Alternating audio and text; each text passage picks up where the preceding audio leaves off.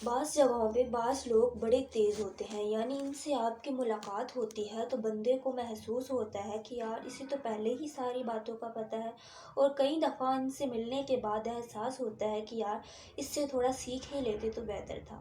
یہ تو بات بڑی آگے نکل گئی ہے، سارا پتہ ہوتا ہے، باشعور ہوتے ہیں، لیکن ڈر آتا ہے اللہ سے۔ اتنا باشعور آدمی، سمجھدار، پنچایت پرے لوگ، دین دنیا سارا پتہ ہے، نماز کا ٹائم آ گیا تو وہ چھپتا پھر رہا ہے، اس کی طبیعت پر بوجھ بن رہا ہے، معاذ اللہ اللہ کے حضور حاضر ہونا، اسے خیر کا کام کرنا پڑ رہا ہے تو وہ ادھر ادھر نکلتا جا رہا ہے۔ تو سوال پھر یہ ہے کہ شعور کا پھر کیا مطلب رکھا ہوا ہے ہم نے؟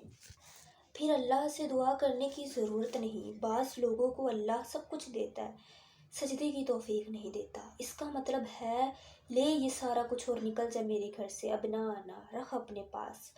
رب سے عافیت مانگی جائے، اس سے اس کا فضل مانگا جائے، اس سے اس کا کرم مانگا جائے۔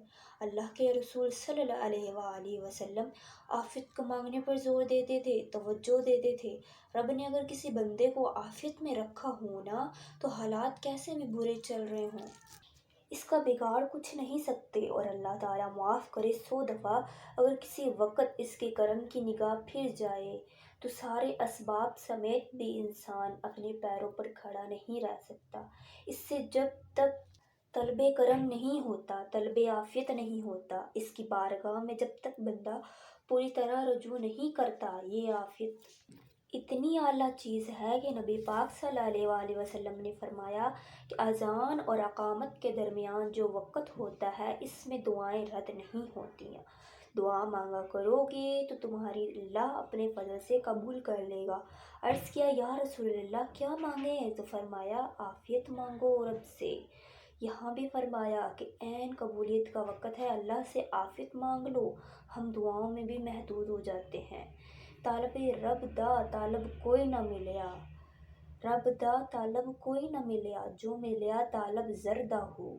ایک بزرگ تھے، ہر وقت اللہ سے عافیت مانگتے تھے، ہر وقت مانگتے تھے۔ لوگوں نے پوچھا، لوگ ان کو جانتے تھے، نیک سمجھتے تھے، کہتے حضور آپ اور کوئی دعا نہیں مانگتے، صرف عافیت ہی مانگتے ہیں۔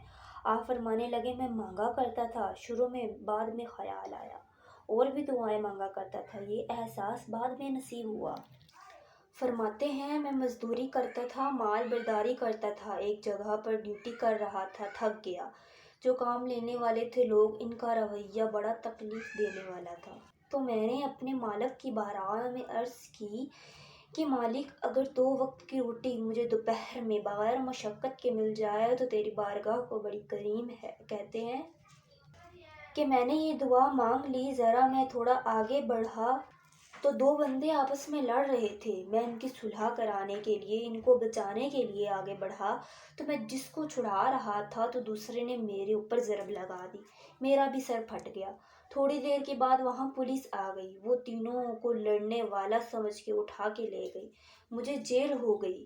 2 روٹیاں بغیر مشقت کے روز ملنا شروع ہو گئی۔ دعا مانگی تھی نا کہ یا اللہ 2 روٹیاں مل جائے نا بغیر مشقت کے۔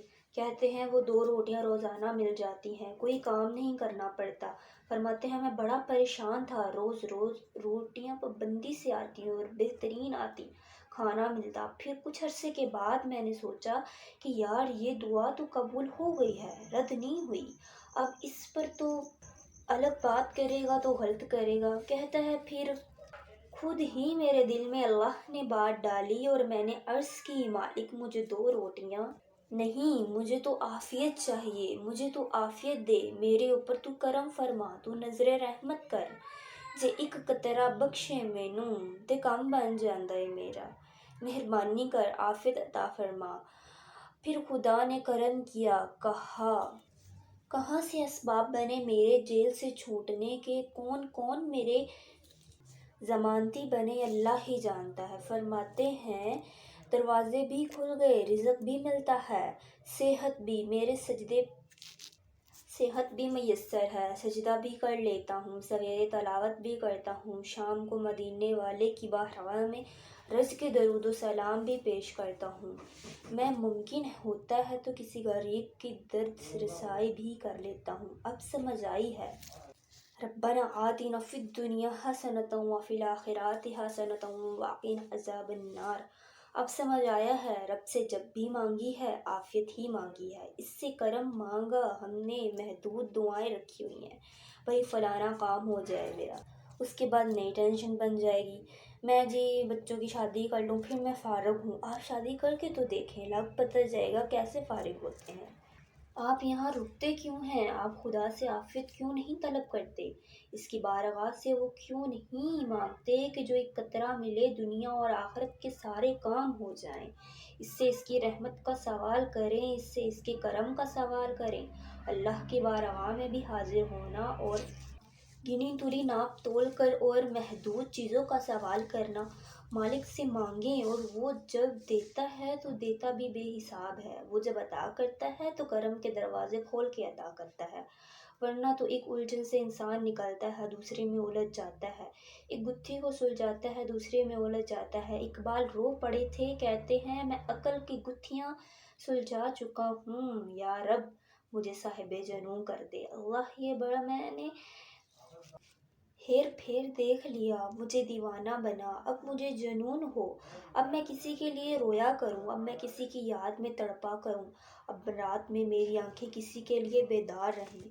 ये बड़ी हो गई दुनियादारी। फिर कहने लगे बुझी इश्क की आग अंधेरे हैं, अब ये मुसलमान नहीं खाक का ढेरे हैं, ये तो मिट्टी मांग रहे हैं। हो तो इसने कहा या रसूल अल्लाह। नबी करीम सल्लल्लाहु अलैहि वसल्लम ने एक शख्स से पूछा क्या दुआ मांग रहे हो? तो उसने कहा या रसूल अल्लाह मैं अल्लाह की बारगाह में सब्र का इजहार कर रहा हूँ। तो हजूर फरमाने लगे कि सब्र तो मुसीबत पर होता है। या रसूलल्लाह फिर क्या मांगूं? फरमाया तो रब से आफियत मांग, अल्लाह तुझे तेरी हिफाजत में ले ले।